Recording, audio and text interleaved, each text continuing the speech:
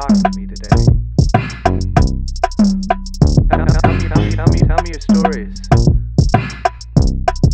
I want to know, really. I believe. I believe. Tell me. Tell me.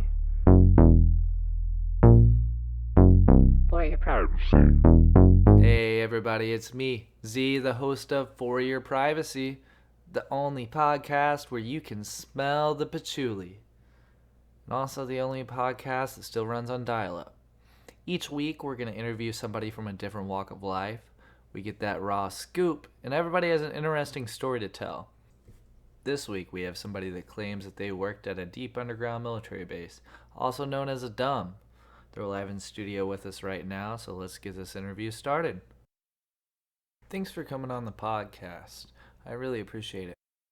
You know, honestly, I just want to get the word out about my experiences and everything. So, at the very least, all I could do is reach out to y'all and, try and get on here. I appreciate it, I know that you're busy, especially since that you wrote that book recently. Well, yeah, I've been doing a press tour, of course, and it's a lot more popular than you would think. You know, a book about aliens. When you compare that to something like Margaret Atwood, those girls, they all matched. They all had the same uniform. So what do you mean by uniform? They weren't part of a team or anything like that. I'm just saying that when you see someone like Tom Brady and his friends or the Power Rangers, they have some matching uniforms. A lot of people eat that up. Look at the ratings. So you're asking me to compare the ratings between A Handmaid's Tale, all the Tampa Bay Buccaneers games, and the Power Rangers? Which Power Rangers? Come on, Z. We know the answer to that. It's Turbo. They have Mad Mike.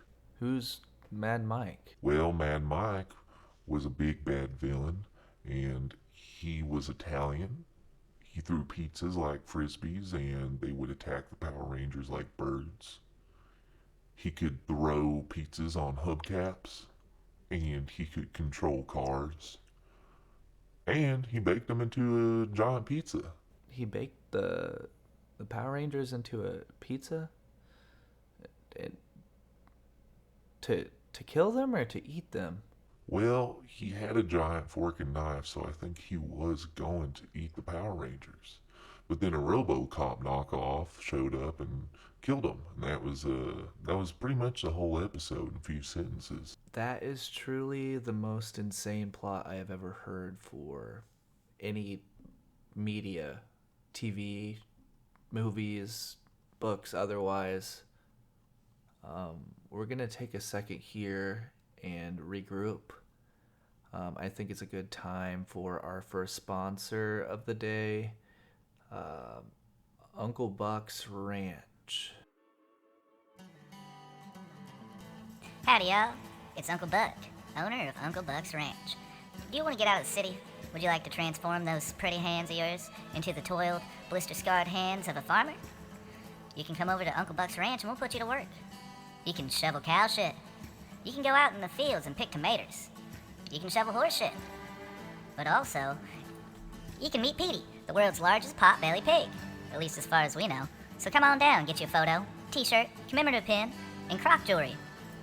You can contact us via Facebook Messenger, U.S. Postal Service, or you can just show up at our door. We've got dogs, though. Anyways, come on down to Uncle Buck's Ranch.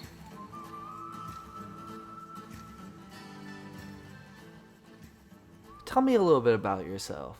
Well, I was born and raised in Oklahoma, Nebraska, Iowa. It really depended. My mom went to pretty much any bar that was in the region, and more or less, we would just kind of live with the men that like to frequent the bar. Okay. I meant like your education, I guess. Like, how did you end up working at a dumb? Basically, I went to Mountain Bible College, and so I got out of there. I graduated. They give you a Bible and a diploma and a kiss, actually. And so I got out of there, and you know, I'm only working on Sundays mostly, and sometimes I'll work on a Wednesday. I do Wednesday church because a lot of people don't get out on Sunday, so a lot of people can get out on Wednesday when, coming, going, you know. Yeah. Okay. Yeah. I get it. So, anyways, I was needing a little bit of, what do they say, a supplemental income. And so I applied at a Kia store. You like a dealership where they sell cars? Yeah. It was I applied to a Kia job off one of them job sites. What is it? The job gremlin or whatever they say there. I got on there and I put up my resume and I applied to every single job I saw. And so I saw this Kia job and I thought, well, I've always been a fan of the Kia Sorento. Great car. It's somewhere between an SUV and any Subaru that's been made. And so I thought, well, I could probably get half price if I worked at a car dealership. And so I applied. And next thing you know, I have a bunch of government people coming up to my house. I'm cooking grits with cheese. You ever just you're cooking breakfast and the damn government comes in and they just take you and throw you in their van and they say, you got the job. It's the best and worst day of your life because I know they didn't turn off the stove. And I wasn't home for maybe the next year. And so my house burnt down and I had to build me a new house, but I did have so much money from working at this dump that I could build a mansion on top of where my dilapidated shack had once stood. So, where did they take you after they put you in the van? They go directly to the base, or did you have to go to some sort of safe house or headquarters at all? I'll tell you what, we went and we drove on this mountain for maybe an hour. We had to be very slow, very careful because there was only one lane. There weren't any guardrails at all. And so as soon as we get up, there's actually a paved little parking lot at the top of this mountain. We had to do a little government checkpoint, show some IDs, whatever.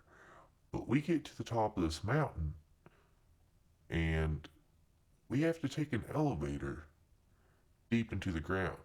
And it seems like maybe they should start at ground level when they do these types of things, but I I guess I can't really complain because, the experience was maybe 1 in 1 billion or 1 in 1 million. I don't know.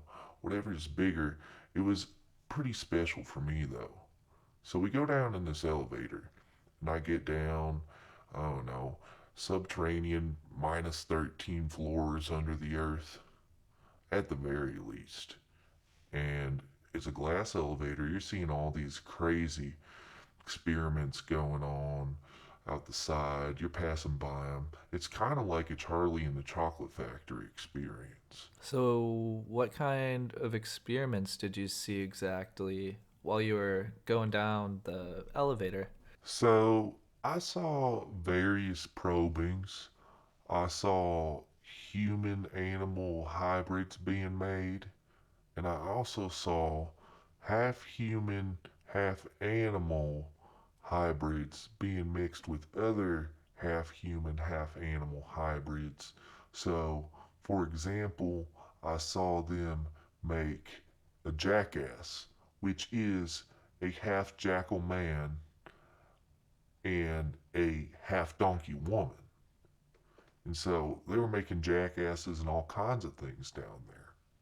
But the craziest thing was when I got down to the bottom floor, or at least what I thought at the time was the bottom floor.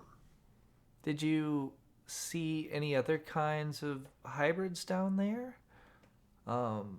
Also, what were you doing at the very bottom floor? Was that a lab or how? Listen, so he takes me down there and we walk in, and I'm thinking to myself, wow, I'm about to meet myself a real live alien. And the CIA man that had escorted me down there said, here is who you're going to be working with. And he opens the door, and my jaw drops. I look at him and I said, that is a goddamn lizard person. That's not an alien. And he said to me, well, you know, aliens actually aren't real. It's only lizard people. All the UFOs, basically just black book stuff. And most of our contact has been with the lizard people. And so I said, you're telling me David Icke is right. You're telling me David Icke was right. And he said, yeah, but we let him go on so that way people don't believe it. It's a really good system we've got. Drives people nuts.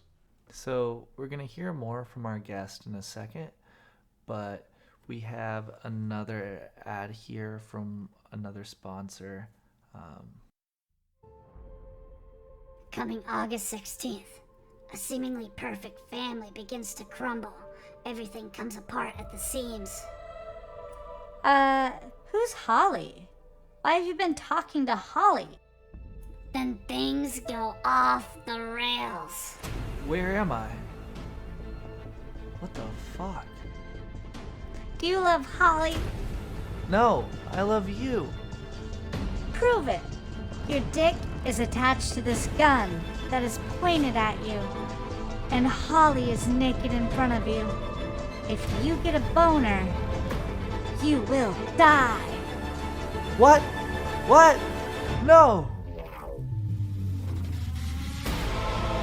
Holly, turn sideways or something. Get into a fetal position. I don't want to see your body. If I get a boner, it will squeeze the trigger of this gun. Distributed by Blammo Entertainment, directed and produced by Marple Thompson.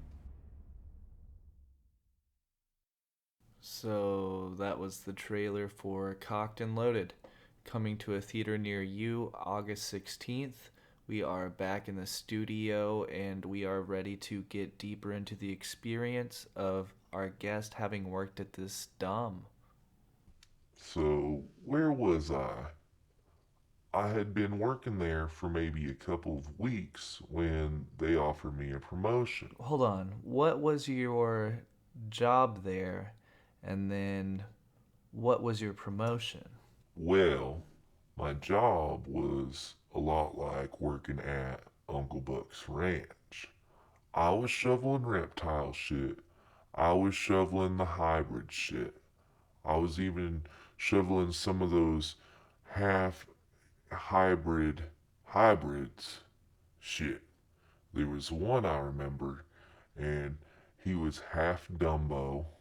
He was a very large-eared elephant that had been spliced together with some human DNA in a lab, and they had formed a human-animal hybrid out of that.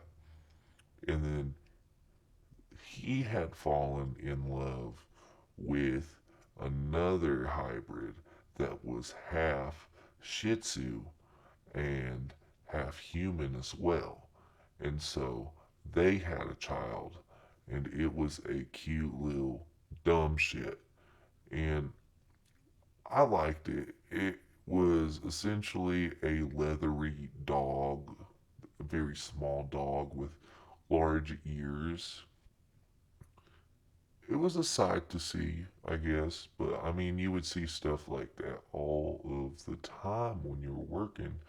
And so, anyways, I got a promotion, and they said there's actually another floor under where we've been working. And, well, I thought that was pretty cool because I had seen that in the elevator there was one of those buttons that you could only like press if you had a key and turned it and pressed it in. And so I'd always wondered what that meant. What did it mean, though? It meant that there was another floor, of course, as I had already said. But it also meant I had to fucking wait about 2 months because I had to go ahead and do that orientation for this new promotion. And so most of it was just kind of getting familiar with the reptile people. See, they would have me escort them out different places because they could shapeshift. Unfortunately, they did always choose the form of like a very small white man. A lot like that guy that was in the bagel shop and he was freaking out because everybody had probably hurt him in his life and said he was short. I would be his friend, Bagel Boss. If you are listening, I will be your best friend. We'll go on a promo tour. We'll sell these books. And anyways, so we had went to Six Flags, most of Six Flags actually. And then there used to be one in Kentucky. Now it's just called Kentucky Kingdom. If you don't know what happened there, you might want to go ahead and look it up. But we went to Kentucky Kingdom. I counted it because when I was a kid, it did count as a Six Flags. And so, anyways, we went all over the U.S. If you are working inside of a dome, they have an entire subway system that runs literally everywhere in the world. Goes under the oceans. What do you mean under the oceans? I'm not trying to be rude here, but I think you know exactly what I mean when I say under the oceans. It's not exactly the hardest thing to figure out. I mean that they had built a reinforced subway tunnel under all the oceans that connects every world government, every world leader, and under the ocean, what you would know as Atlantis is where they all will meet up and they will have almost comical spacesuit looking type deals. They'll all go down. It looks like they have a fishbowl on their head, and then they'll get out and then they'll take off the dry suit. They'll take off a wetsuit. They'll take off most of their clothes, and then they'll have an orgy. And I have been either fortunate or unfortunate enough to have seen this multiple times while I was out there with the reptile people, because they also would sometimes, if you've ever seen the movie They Live, you will know that reptile people do like to have sexual intercourse. So, From what I understand, what you're telling me is that you would take these lizard people around to various locations, events, do things with them, and then you would go and have orgies with them, celebrities, world leaders, in an underground base of some sort, like Eyes Wide Shut, kind of. exactly. And so it's because they have so much money. They have so much money, so much power that they've bucked everyone they can pay to fuck. They've done every position. And so the only real power trip that they have left is to fuck each other in mass. It looks like, have you ever seen snakes mating? It looks like snakes mating at the bottom of the ocean. And it's fucking crazy because anybody with a submarine, I've seen James Cameron come down several times with a film crew in one of his submarines. Anybody can come down. It's a glass dome, whole room's a bed, and so I have a couple of questions real quick. First, I guess you don't have your shoes on if the whole place is made out of a bed? Or well, I didn't say that the whole place was made out of a bed. That's crazy. The whole place isn't made out of a bed. The bathrooms have tile. The kitchen has tiles. There are a lot of places with tiles. And secondly, Just let me tell you once again that everybody takes almost all their clothes off. I don't. I, it's very odd because I'm escorting. I'm an escort, and yet I am probably the only person in the room that still has their clothes on. And so I just watch. I check the door, make sure no one's coming. I make sure fucking James Cameron stays out of the goddamn way. Had enough of him. But Wait, what did James Cameron anyways, do? What did James Cameron do to you? I'll tell you. Basically, James Cameron, from what I've heard, this was before I started working at the base. But it turns out that there is another base, and it was built very close to where the wreckage of the Titanic was. Well, this pervert kept coming on down in his submarine, and basically, after a while, everyone kind of knew what he was doing. He was kind of peeking through the dome a lot, but everyone, I guess, would ask him what he was up to, and he would say, "Oh, I'm just trying to film. I'm just trying to film this movie right now about this boat." And they said, "Okay, well, I hope that it takes up a significant portion of the film."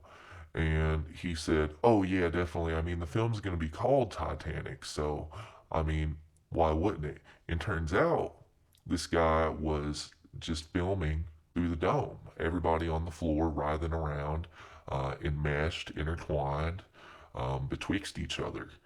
And I guess that is why he's not invited, because at the time I think he had maybe just Terminator on his credits. It depends. So Titanic didn't come out until 97, and I think Terminator came out in 1984. So, and Terminator 2 came out between then. So it really could have been anything that he had made, I guess, between 94 and 97, which I think was just a bunch of Schwarzenegger films and Aliens. He made Aliens.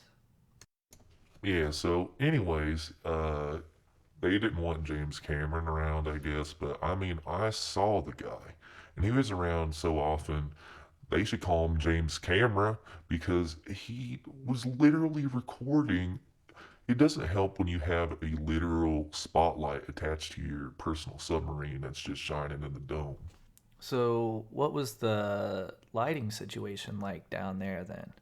The CIA has been very much ahead of the curve, at least 20, 30 years ahead of the curve in terms of technology. So back then, um, everybody had contact lenses, and they were kind of like you ever see people with those glasses where they go outside and the glasses turn into sunglasses? It was like that, but reverse for contacts. So every time it would get dark, you'd just be able to see perfectly in the dark. As soon as the contacts adjusted to the dark, I don't know how they do it. I don't know how DARPA does it. It might have even been Boston Dynamics. Um, I'm not sure because once again, um, you know, I'm, I'm, I was just a guy escorting around the aliens, or rather, Okay, so are they aliens or are they lizard people? Because in your book, you mention aliens quite a bit and working with the aliens and having contact with them in this dumb.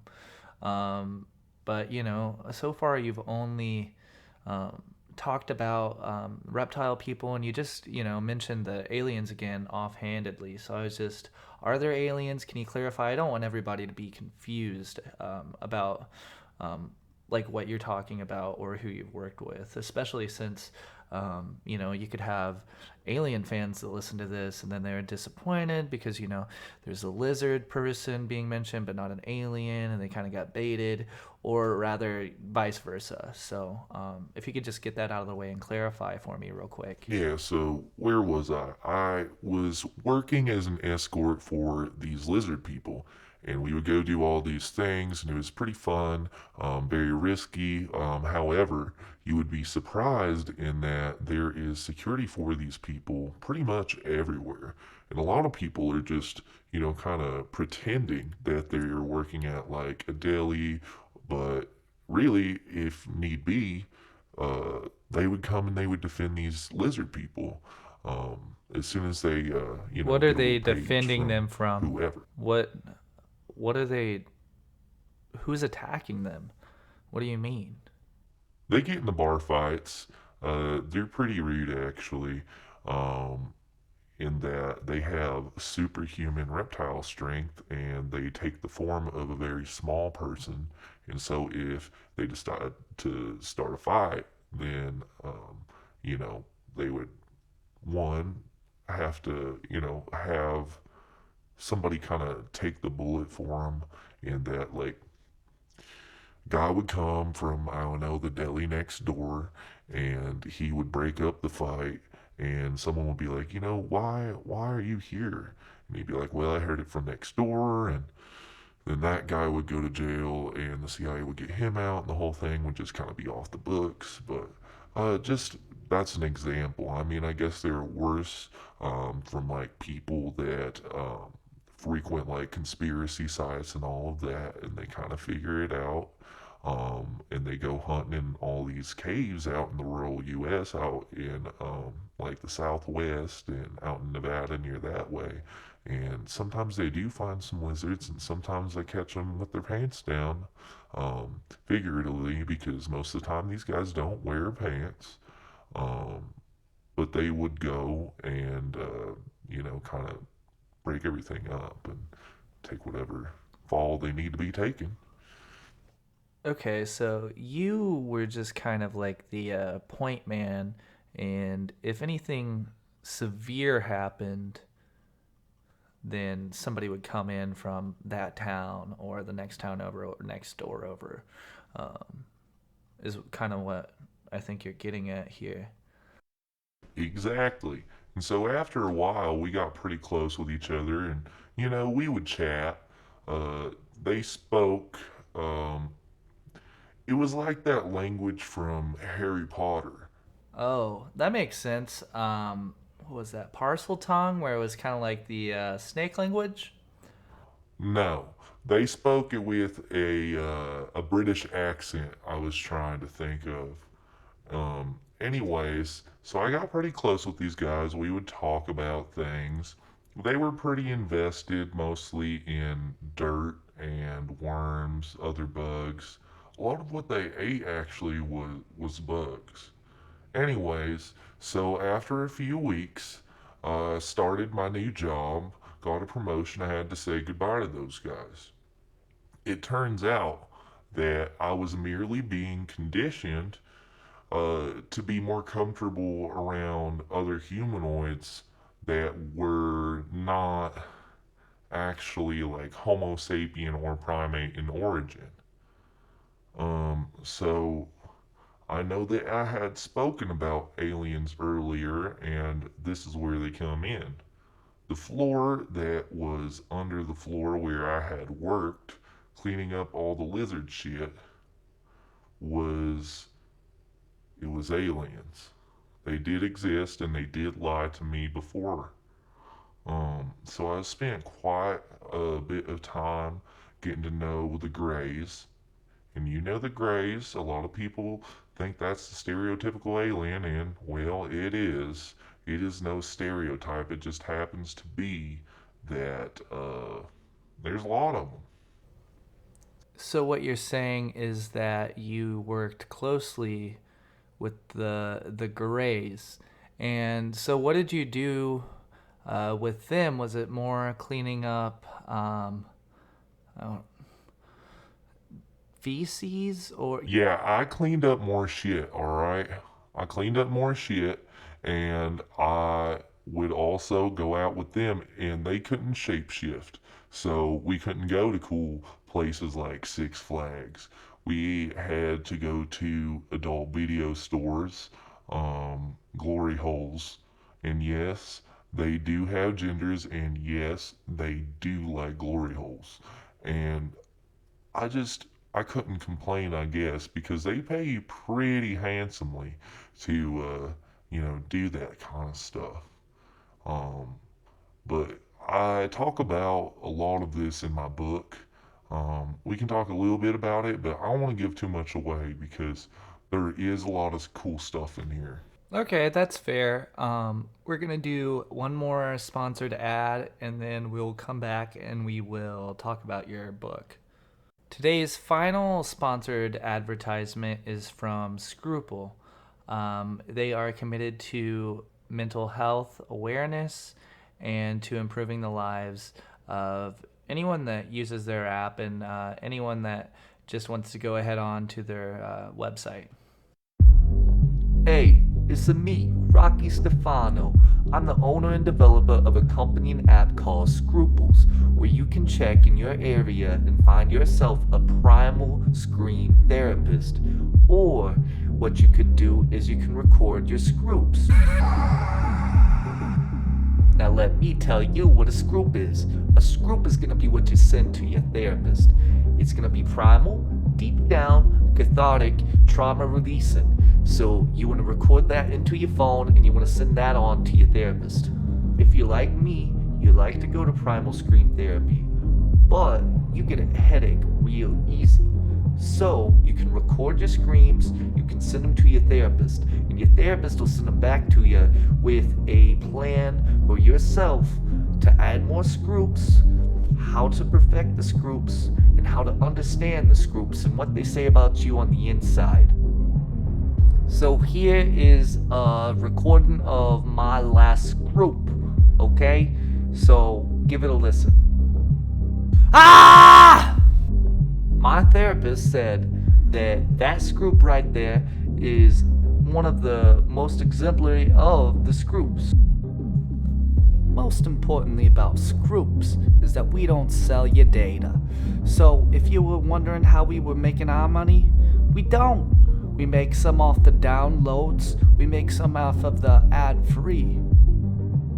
All I'm just saying is, go to your app store, download Scruple, or go to Scruple.com, because at the end of the day, we just want to help people. You can look at our forums, that's how we got Scroops, Screaming Groups. We also got Scruple from Screaming Groups of People. Check out Scruple today.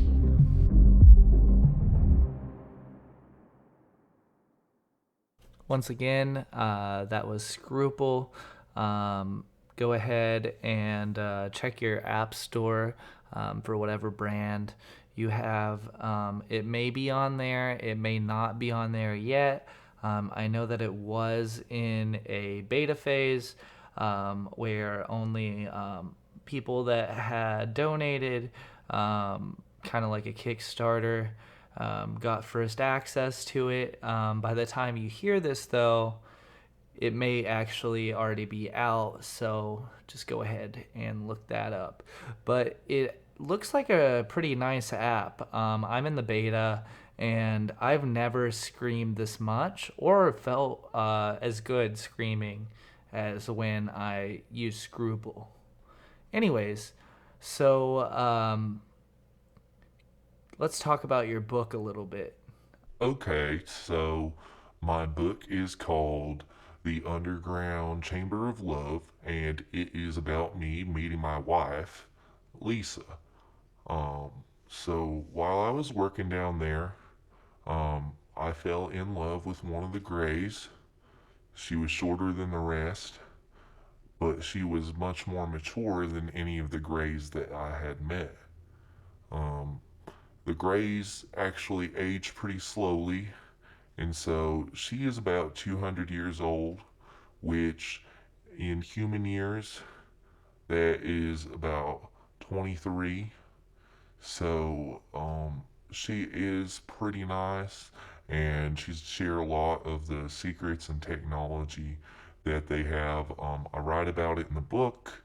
I can't really speak about it right now just because I'm still in a review with the CIA. I was kind of afraid that my book wouldn't get published if I didn't submit it for a government review. However, I will do a dual release. I will sell my book, and then in 3 months, I would say. I will publish the edits that the government removes. It's just a small loophole where I can make money off of the official version and unofficial version. But it should be at, have you heard of Noodles Books? No, I've never heard of Noodles Books. Well, Noodles Books is, since it's the pandemic, you've had a lot of companies fail, but you've also had a lot of new startups come out that have taken advantage of the pandemic and the other failing businesses. And Noodles Books is one of the new book retail chains out there. But I have an official partnership with them for 1,500 copies to hit the shelves. I get $2.50 per copy. Just be on the lookout for it. I don't know how long these reviews take, so it could come out next month or it could come out next decade. But I am doing a press tour right now because I just finished it about a week or two ago. So just go ahead and check that out. I don't have any links because I can't give up my identity. But anyways, I appreciate you having me on the show. I hope that everyone listens to this and they can open their eyes a little bit wider than they are, and kind of see that these things do exist in life. It's not make-believe. It's not sci-fi. This actually happens to people. People get to live these dreams out. Once again, thank you, Z, for having me on the show. I hope I can come back in the future. Yeah, I appreciate you coming in. I appreciate you even doing this. I know that no one's going to find out who you are, but just your profession, there are only so many people that do it, and one day they could find you. And I know that it took a lot for you to come here. We're signing off for today. Next week, we will have another guest with another amazing story. Thank you, guys. For your privacy. Hidden identity. What's your location? Thanks for talking to me today. Tell me your stories. I want to know, really. I believe.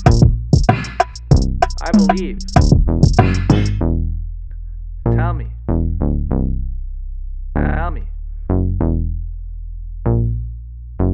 For your Privacy.